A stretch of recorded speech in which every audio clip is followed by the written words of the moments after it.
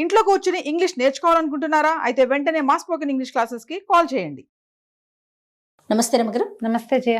జీవితంలో ప్రతి ఒక్కరికి సక్సెస్ అవ్వాలని ఉంటుంది రమ్మగారు. దానికోసం ప్రయత్నాలు చేస్తూనే ఉంటాము. పరాజయం కూడా అంటే ఫెయిల్యూర్స్ని కూడా చూస్తాం.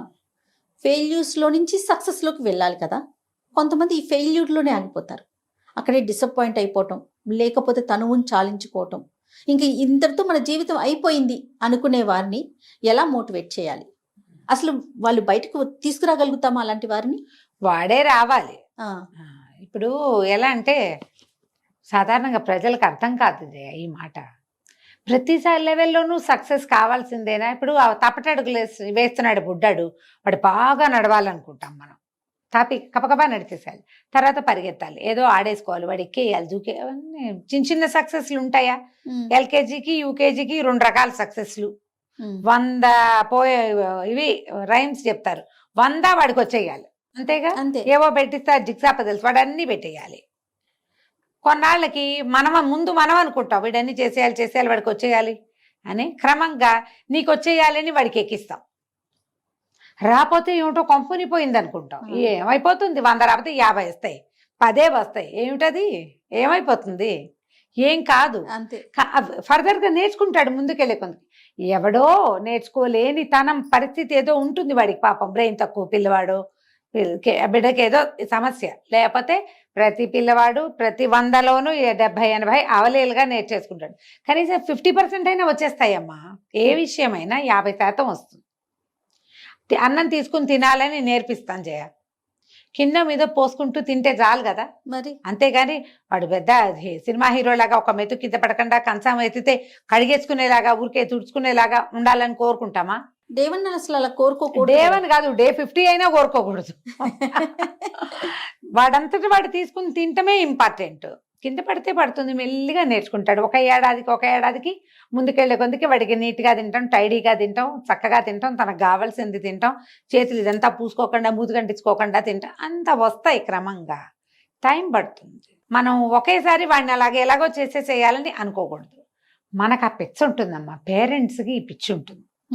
సమాజంలో కూడా ఎలా ఉంటుందంటే, మన పిల్లాడు మనవాడు లేదా మనకో పిల్ల ఉంది, అదేదో అంతంత మాత్రంగా చేస్తుంది.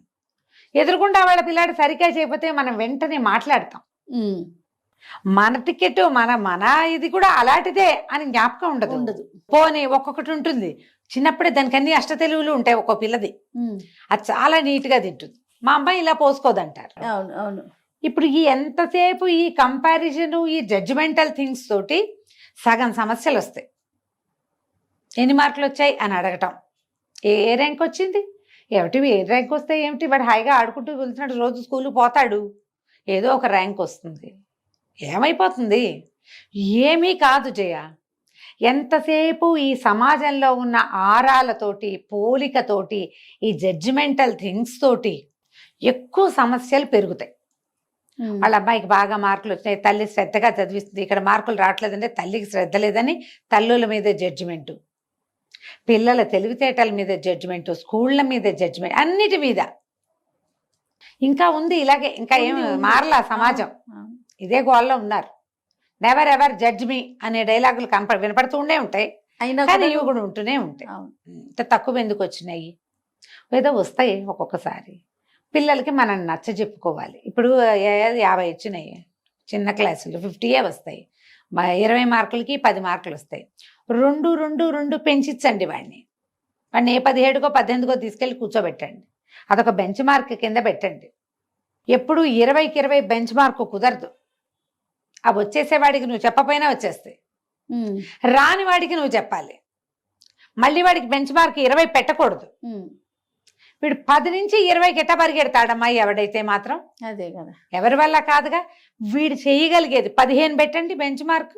వాడు 12కి దిగితే కొంచెం లాగితే చాలు, ఇంకొద్దిగా, ఇంకో పావు గంట ఎక్కువ చదువు, ఇంకోసారి చదువు, ఇది ఇలా చెయ్యొచ్చు.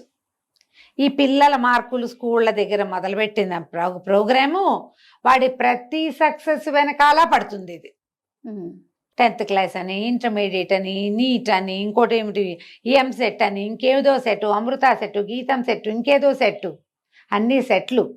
అక్కడి నుంచి కాలేజీలోకి వెళ్తే మీ వాడికి ఎంత పర్సెంటేజ్ వచ్చింది? ఇంజనీరింగ్లో 6 వస్తే చాలు. 6 వస్తే 10 అందరికి 6లే వచ్చేస్తాయి. 7లు 8లు వాడేదో వేరే మంచి ఏమన్నంటారు, వాడు యుద్ధ వీరుడైతే 8 కూడా వస్తుంది. వచ్చేవాళ్ళు ఉన్నారు. అదే వాళ్ళకి ఆ రకమైన ఫోకస్, అంత తెలివితేటలు అలా కుదురుంటుంది వాళ్ళకి అవకాశం. రాకపోయినంత మాత్రాన వీడికి ఏమీ రాదని ఏం కాదు, ఎప్పుడు ఇలాగే జరుగుతుంది. 6 వచ్చిన వాడు కూడా మంచి ఉద్యోగంలో ఉండొచ్చు, బ్రహ్మాండమైన సక్సెస్ లైఫ్లో అందుకోవచ్చు. వీడికి నాలెడ్జ్ ఉంటుంది కానీ పరీక్షల దగ్గర ఏదో ప్రాబ్లం ఉండొచ్చు, ఏమిటో ఉంటాయి అట్లా. మనం జడ్జిమెంట్ మానేస్తే ఈ సక్సెస్ మీద అంత ఇంపార్టెన్స్ ఏమి ఉండదు జయ. ఇవన్నీ తాత్కాలిక బెంచ్ మార్కులు, చిన్నవి. ఈ టైం మొన్న ఎవరో 10th క్లాస్ పిల్లాడికి అన్నిట్లో ఫెయిల్ అయ్యాడు, 1-2 పాస్ అయితే వాళ్ళ అమ్మా నాన్న కేక్ కట్ చేయించారు. ఇలా ఉండాలి అమ్మా నాన్న అని రాశారు. కాస్త ఏదైనా మార్కులు తక్కువ రాగానే వెంటనే నువ్వు పనికి మాలిన వాళ్ళని తిట్టి వీళ్ళని తిట్టి, వాళ్ళ ముందు నా పరువు పోయింది, వీళ్ళ ముందు మా పరువు పోయింది, మమ్మల్ని తక్కువ చేసేసావు, తలెత్తుకొని ఇవ్వకుండా చేసావని టీచర్లు మాట్లాడి, పేరెంట్స్ మాట్లాడి, ఆ పసిబిడ్డ ఏమైపోతాడు పాపం, వాడు ఆ పిల్లాడో పిల్లవో వాళ్ళు ఏమైపోవాలి? ఆ భయంతోనే పిల్లలు ఫర్దర్ గా చేయలేకపోతారు. కానీలే, అయిందేదో అయింది, కొంచెం ముందుకెళ్దాం, కాస్త ట్రై చేద్దాం, ఇంకోసారి ట్రై చేయి జయ. అలాంటి వాళ్ళు కూడా ఉంటారు, ఉన్నారు. 4 తిట్లు తిట్టినా లెక్క పెట్టని పిల్లలు ఉంటారు.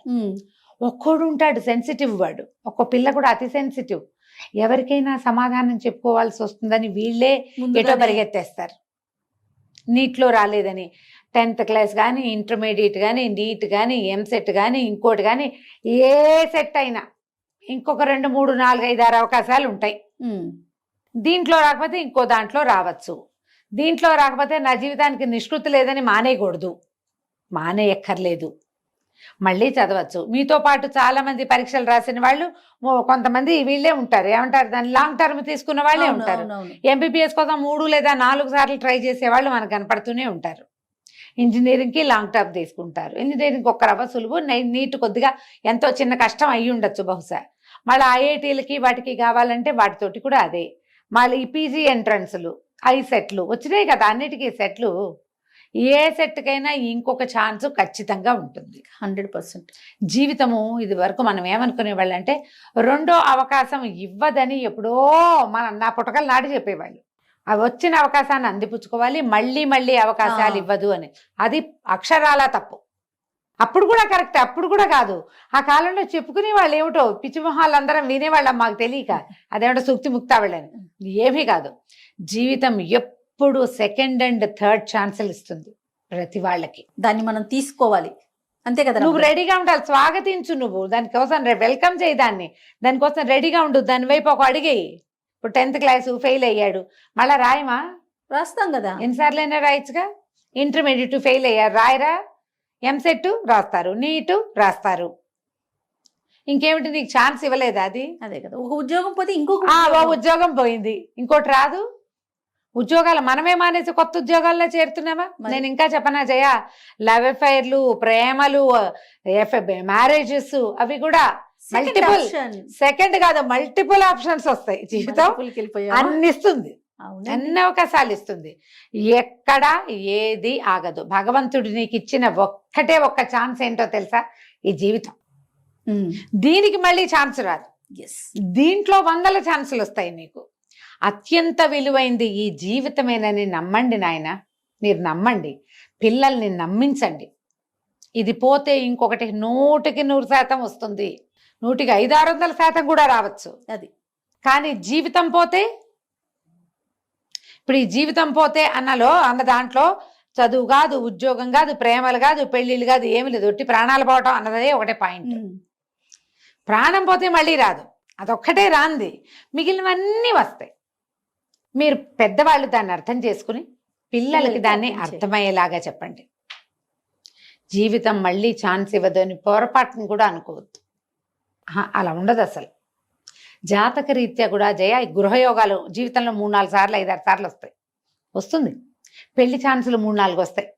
సమయం దాటిపోయింది, మళ్ళీ ఒక 2 ఏళ్ల దాకా లేదు అంటారు. ఆ 2 ఏళ్ల తర్వాత మళ్ళీ వాడికి పెళ్లి సమయం వస్తుంది. కళ్యాణ ఘడి అంటారు చూడు, అది లైఫ్ లో 1 టైమే కాదు, 5-6 సార్లు వస్తుంది.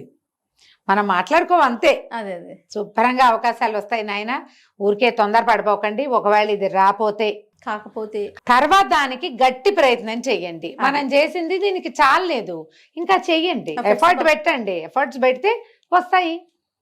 సరిగ్గా ట్రై చేయండి. ప్రేమల్లో పెళ్లిళ్ళల్లో ఫెయిల్ అయిపోయాం అనుకుందాం, మరి అప్పుడు ఏం ఎఫర్ట్స్ పెట్టాలని ఒక క్వశ్చన్ వస్తుంది. నిజాయితీని పెట్టండి. అది ప్రేమలు పెళ్లిళ్ళలో బాగా కావాల్సింది నిజాయితీయే. అది పెడితే సక్సెస్ వస్తుంది. మస్పూస్ మ్యారేడ్గా చెయ్యొద్దు ఏ విషయంలో. సాధ్యమైనంత ఓపెన్నెస్ చూపించండి, ఆటోమేటిక్గా సక్సెస్ అవుతారు. అంతే కదా. నమస్తే అండి. నమస్తే.